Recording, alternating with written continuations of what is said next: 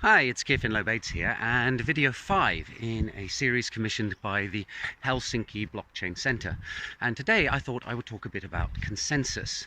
It's one of those topics that becomes second nature if you hang around in the blockchain space for long enough, but for newcomers it's a concept that you really need to spend some time thinking about, because it does highlight the difference between centralized and decentralized systems. So what is consensus? Well, simply put, it's the agreement of all the parties in a particular system that a particular state of affairs is the correct one. It is everybody in a system agreeing that the balances and the ownership of various things is clearly defined, and you can point exactly at what assets and say who they belong to. And when those assets are transferred, everybody agrees that that transfer has taken place.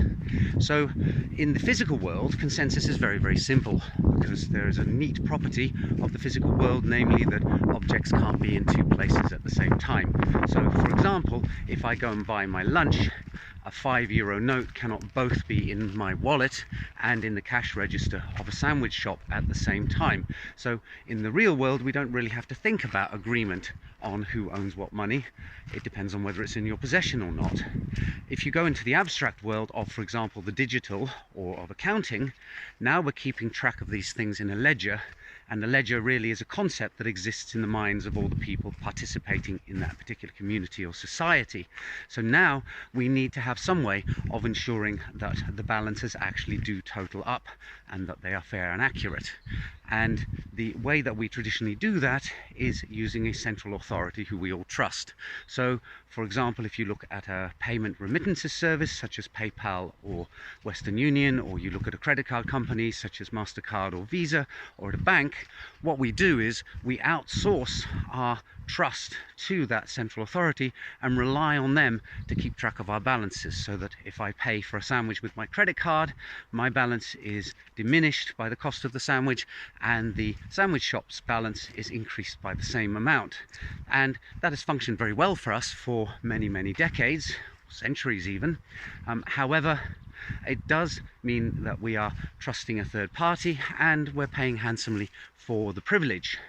So the idea behind decentralized things such as blockchains is that we no longer rely on one party to perform those services for us. We use a consensus system in order to ensure that everybody has the same single view of the truth, namely who owns, for example, what quantity of Bitcoin, and if they transfer it, the system is meant to make sure that they can't transfer it a second time and effectively commit what is called a double spend. So a lot of blockchain system technology is all about overcoming the double spending problem. Now, in future videos, we'll talk a bit about the different tricks and techniques that are used in the blockchain world in order to ensure that there is this common single view of the truth. So look out for those in the future. Hope you've enjoyed this video, and see you in the next one soon. Bye for now.